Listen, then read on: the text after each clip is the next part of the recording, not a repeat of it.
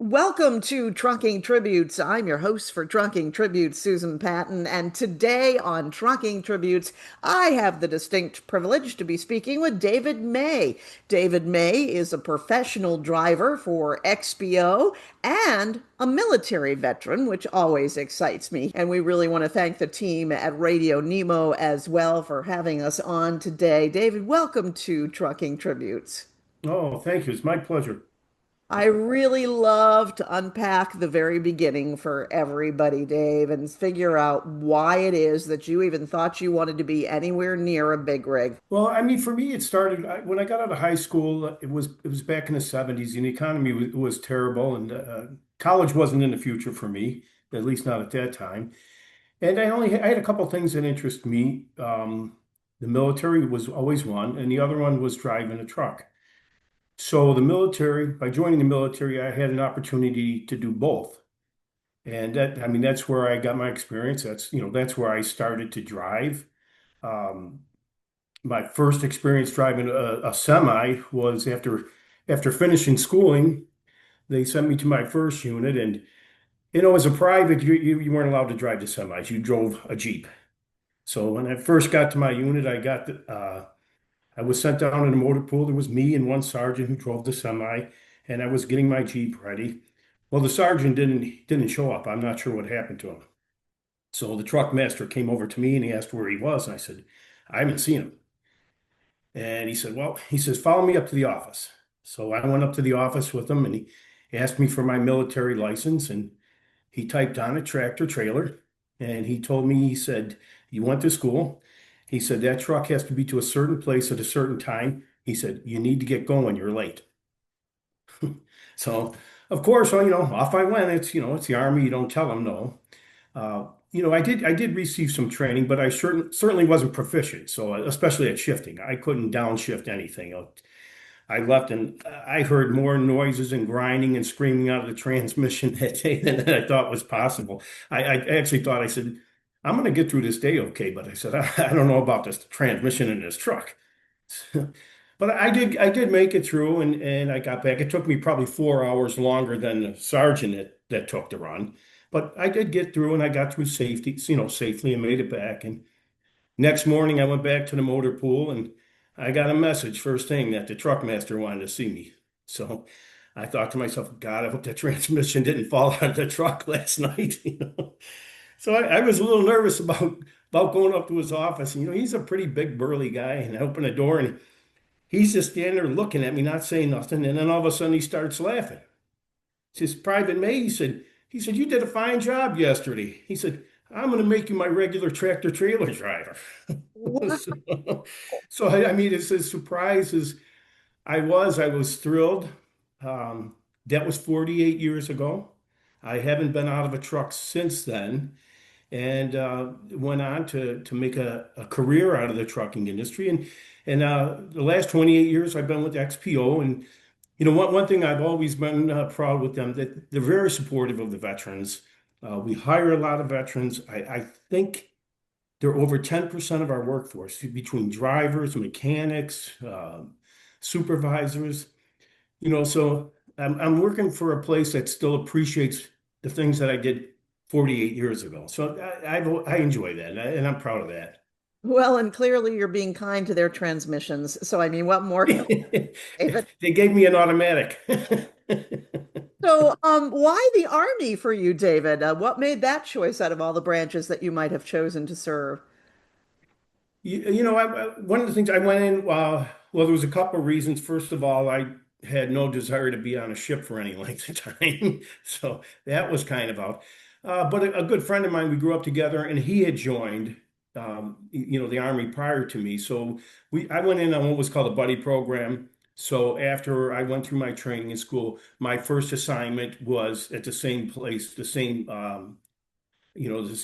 battalion that he worked out of. So, I got to, go away from home, but I was meeting part of home, my best friend, when I got there. So that was, I really liked that. That was nice. That sounds like a cool system to be brought in under because the training and the environment that you stepped out of from high school, presumably into the Army, was going to be vastly different environment for you. David, what do you think was your best part or your favorite part of serving? Uh, I don't know. I just always felt that people take for granted, you know, that we get up every day and we live free and we do what we want to do. So to me, it was kind of fulfilling a debt. It's a bit of responsibility that I just felt that I needed to take on. And I think that was the most important thing to me was to never take that for granted. Absolutely. Did you have military background in your family, or was this just kind of a cold decision that you made? My grandfather was in, World War One. My uncles were in World War Two. My one uncle just passed away. I think he was one of the last survivors from I don't know if it was, I think there was the Battle of Iwo Jima, but he was 93 and he was a Marine and he was a Marine till the day he died. He really was. I learned that very early on, David, in my career with Wreaths Across America, to never ever say a former Marine, because I was told that once you're a Marine, you are always a Marine. And I find that legacy of your family just so exhilarating to know, David, because how impressive. Obviously, you were born in a family that believed in patriotism and service to our country, and that was just extraordinary. Can you tell me a little bit more about your military service in terms of what you want? I mean, I know that you were driving a truck. Was that pretty much your standard MOS, your entire MOS? And where did you travel if you were able to? For the first half, it was. That's pretty much what I did all the time. And then I received orders about halfway through my 3 year enlistment, and I was sent over to Europe. And then I did a small amount of time where I was into troop movement. It was more of helping, make arrangements for soldiers going through the country. But then I had an opportunity to go back to the truck, and that's just where I just wanted to be. It's I love that you are doing that. Now, what brought you to XPO? What was the circumstance behind joining that company? Well, I was at a company for 17 years, and at that time we were bought out. They went through a series of being bought out, and the last company that bought us out, they kind of consolidated their operations. So they moved the work that we were doing out of state to another state. So that left me, looking for employment. Um, you know, when I came to XPO, one of the things that attracted me there was the type of work.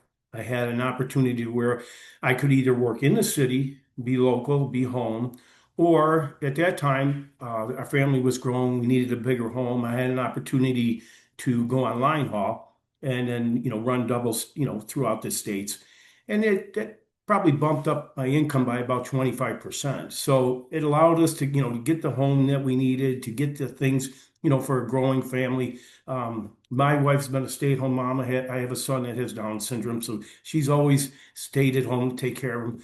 So the extra hours kind of allowed us to, keep the budget balanced. And I did that for about 10 years till we got ahead and the kids got a little bit older and, the bills were more manageable. And then once again, one of the things I liked was I had the ability to go back into the city. And now I work basically uh, Monday to Friday. I start at 7 o'clock. I'm usually home, between 7.5, 8.5 hours. I'm usually home. So it's a much more normal life. So as as my family life and our lives needed adjustments, I was able to make work adjustments, and that made the job that much more appealing for me. I have heard that from so many professional drivers, David, that trucking, the trucking industry, the trucking professional, and almost every company that I've heard of makes it easier for a man to be able to be a family man, a dad, and keep things going and keep things rolling for his family and have the flexibility that's necessary. That, we all know as families that life throws you a few curveballs here and there, and to have that flexibility is amazing. And I think that's something that young people who are considering the trucking industry need to keep in mind, as well as, the flexibility of the industry. I am speaking with David May. He's a professional truck driver with XPO, an Army veteran, and a participant with Wreaths Across America. So I would be absolutely, neglecting my duties, David, if I didn't ask, how is it that you first heard about Wreaths Across America? My first exposure to it was through America's Road Team. I'm an America's Road Team captain, and it is an event that they've participated in for a while now. So, the other captains would tell me about it, and there was everybody was touched. I didn't haven't talked to one person that wasn't touched by the experience. So they told me about, what they do, and they told me about the size of it, what it was like, and none of it match the experience. I mean, from the day that I showed up in Maine, and it's pretty rural where this place is at, that I have to give them credit for Reese. It's an organizational achievement. It just is, from the day you get there, there's pretty much nothing there, and they have services set up for the drivers. They have constant food. There's showers.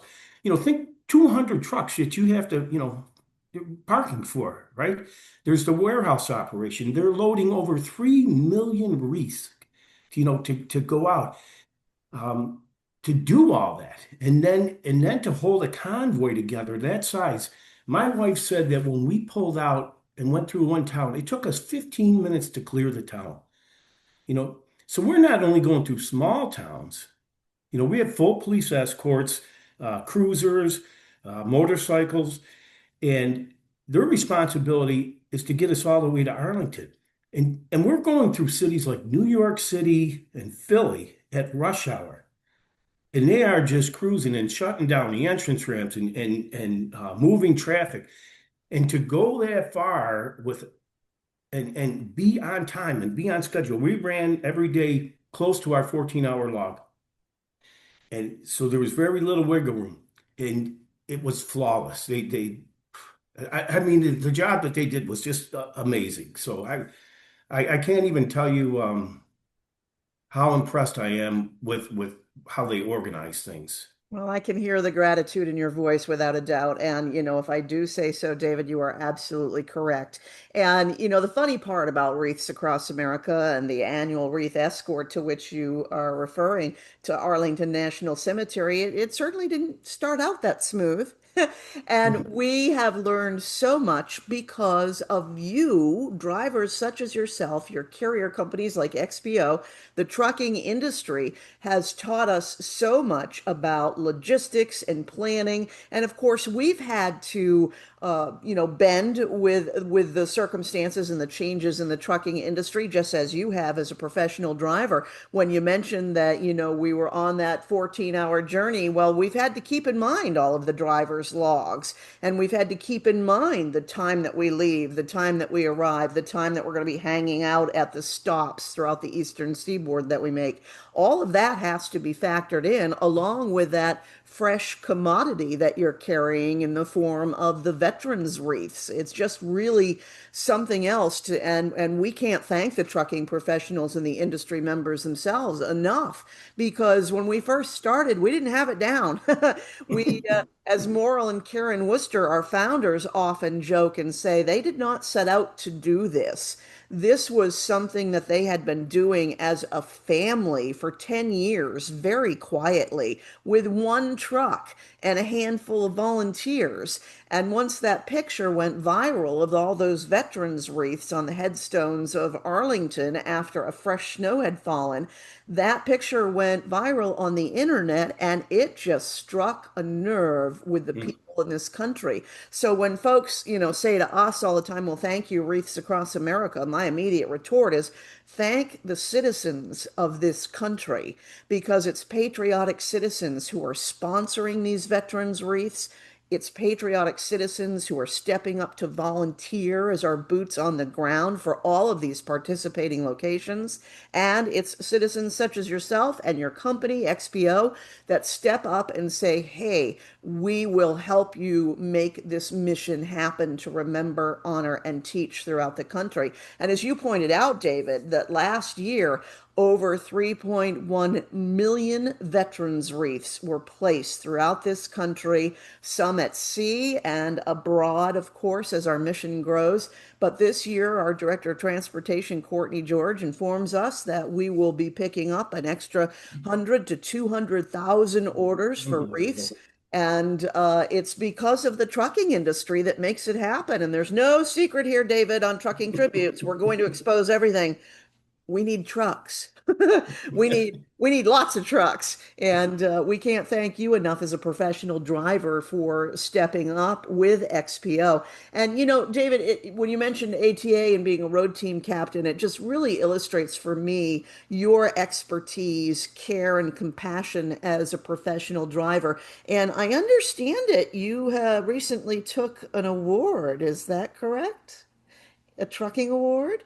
I was last weekend. I was in the New York State Truck Driving Championships, and I placed first place in my class. So that now I get to move on and go to the national competition and compete for a national title, which is always I just love doing it. You're around such a special group of people there. Everybody. It's kind of like Reese. Even with Reese, everybody that's there wants to be there. They're happy to be there. They grab the moment. The truck driving championships are the same way. These are drivers that care about the industry, and to go out and compete with the best, it pushes you. It just pushes you to make yourself a little better. You can see you're getting outworked. You can feel it. And then you come back, and next year you're going to try a little harder. And the bottom line is what it does is it just makes you focus more on safety. The key to getting to compete is you have to be accident free that year. So all the competition is based on being an accident free driver and improving your skills, and then go out and show off to each other and see who worked harder last year. I love the competitive nature involved in the truck driving championships, and you absolutely are correct. And I was going to bring that up that it is, in fact, all about the safety, the precision, the expertise. And by golly, when I went to my first truck driving championship and saw how you guys and gals managed to miss rolling over those rubber duckies, I was impressed. Well, I didn't always miss, so. Well, we won't talk about the duckies that got flattened, but it's par for the course. But no, that really does speak to, however, David, the character and the quality and the expertise behind the members of our Wreaths Across America honor fleet. And you are one of those members. What do you think? You mentioned the annual wreath escort to Arlington, David. And I am speaking, by the way, on Trucking Tributes to David May. He is a professional driver with XPO. And you are listening to Trucking Tributes. A shout out to the folks at Radio Nemo for having us on. And of course, we are always on Wreaths Across America Radio. All you need to do is find us on the iHeartRadio app, sync us up with your Bluetooth in your truck, and we will be rolling with you every day that you want to turn us on. And of course, Tuesday is always Trucking Tuesday on Wreaths Across America Radio. So we appreciate everybody that gets involved. And yeah, the word is on Trucking Tributes is that we need trucks. The mission grows every year. It's a grassroots roots growth. And sometimes it's right up to the last minute that we are finding out about orders for wreaths. So anything that can, roll on a wheel is able to carry pretty much a veteran's wreath box. And Courtney tells us that it's just the tankers and the flatbeds that can actually be loaded. But we have relationships and partnerships with other carriers that say, hey, You got a tractor, we've got a trailer, and we Oh. can get hooked up and make it happen. I'm curious, you mentioned the escort to Arlington, and as a veteran, David, what do you think was the most powerful piece of that whole experience for you?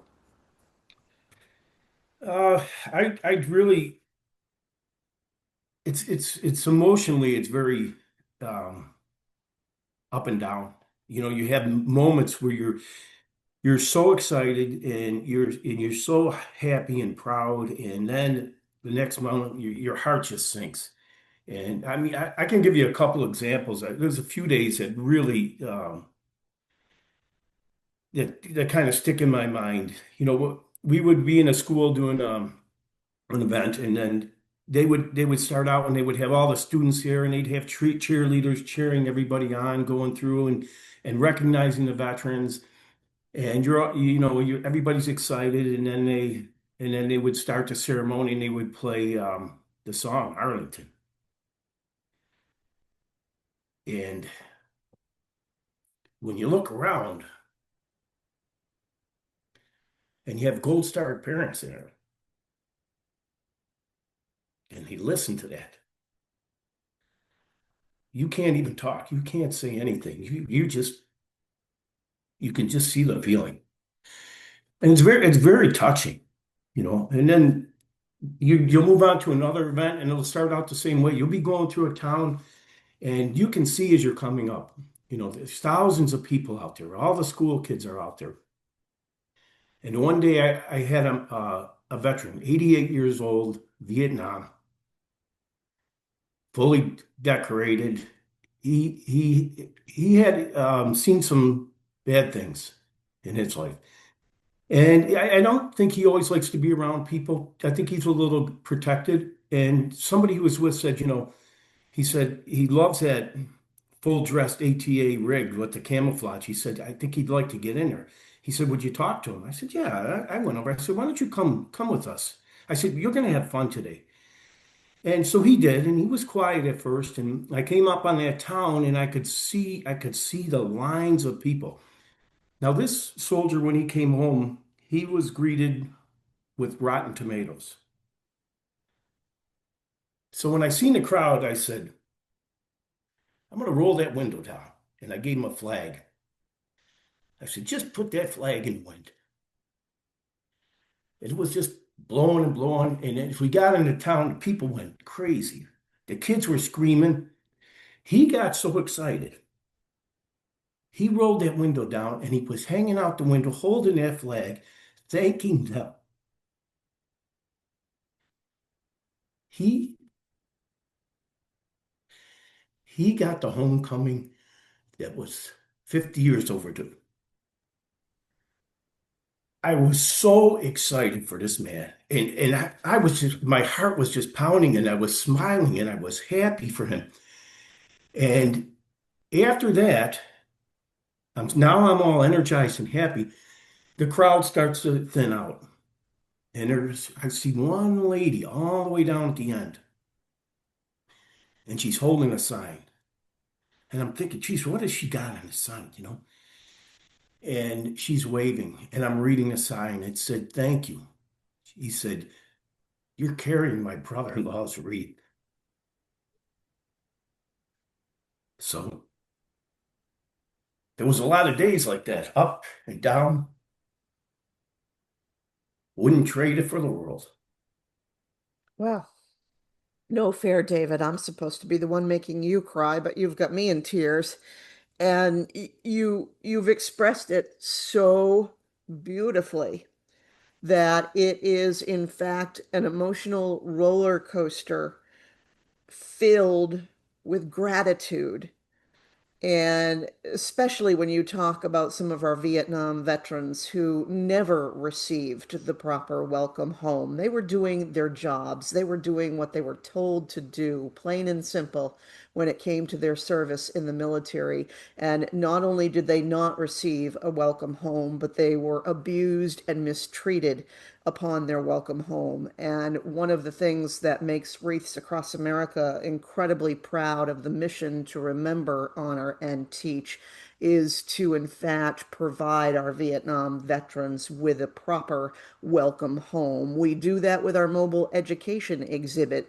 We worked with the 50th commemorative for many years, and now, since they have fulfilled their duty for the commemorative, we are continuing. Wreaths Across America received permission to continue to welcome home and pin our Vietnam veterans with the mobile education exhibit.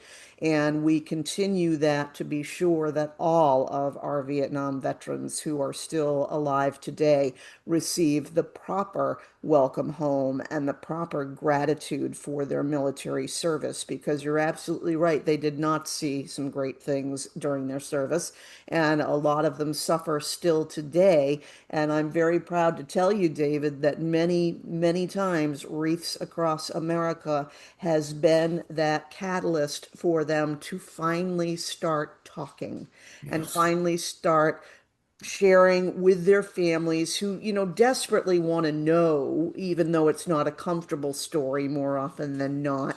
The families still want to know what their loved one had to contend with and what their loved one has been through. So, more often than not, Wreaths Across America has been that catalyst for Vietnam veterans. And, you speak to the gratitude of that woman standing on the roadside, saying, "You're carrying my brother-in-law's wreath." It always makes me think of our chairman of the board, Wayne Hansen, himself a Vietnam veteran, who was in Arlington one year when we didn't have complete coverage.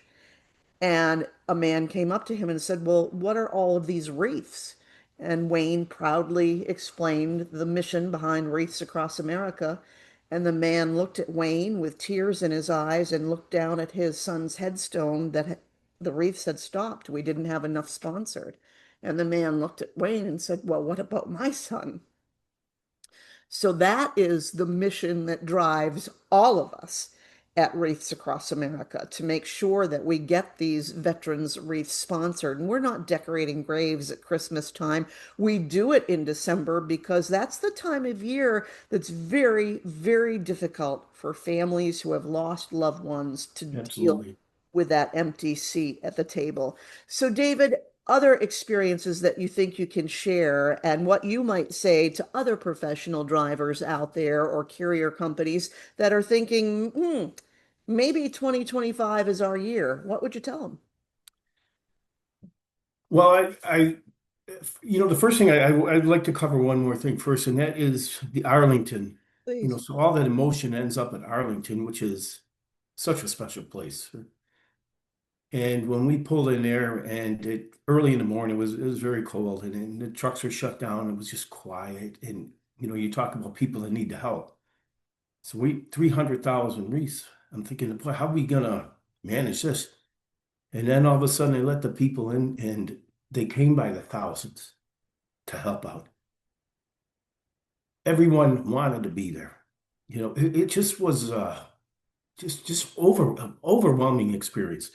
As far as getting, other people to be involved, it's the one thing I always think about, like with the soldiers, is that every day our lives go on. You get up, I got a promotion, I'm scheduling a vacation, I bought a new car. Every day there's a soldier somewhere that's in harm's way. Why we enjoy doing the things what we want to do. So it's important that we never forget that. And it shouldn't just be a one day a year thing. It should be an everyday thing. And uh, we get to live free because of one reason, them. So I would say just do it so that you always remember them. Don't forget them. Absolutely. And when you speak, David, about them coming by the thousands to Arlington National Cemetery, they come by the thousands all across the Oh, yeah. country. We have now, going into 2025, 5,000 participating locations in addition Oh my God. to National Cemetery. And it does not need to be a national cemetery. It simply needs to be where members of the U.S. military are laid to rest. It can be a community cemetery, a veteran cemetery. It can be a memorial where veterans are memorialized. We often have done even ceremonies to remember and honor those who are lost at sea. So anyone who wants to participate in Wreaths Across America is able to do so, and we have volunteers from all walks of life and all careers and all backgrounds who participate. We are non-political. We are not affiliated with any particular religion. Everyone works with us and finds a way to honor and remember, as you mentioned, our military personnel who have served. And it's our honor to work with everybody throughout the country, our trucking companies particularly, and you guys and gals who are members of our honor fleet. We just cannot thank you enough. So, David May, number one, thank you for your military service, that of your family, and thank you for being with XPO, a member of our honor fleet, and joining me today on Trucking Tributes. Thanks for letting me participate. It was wonderful.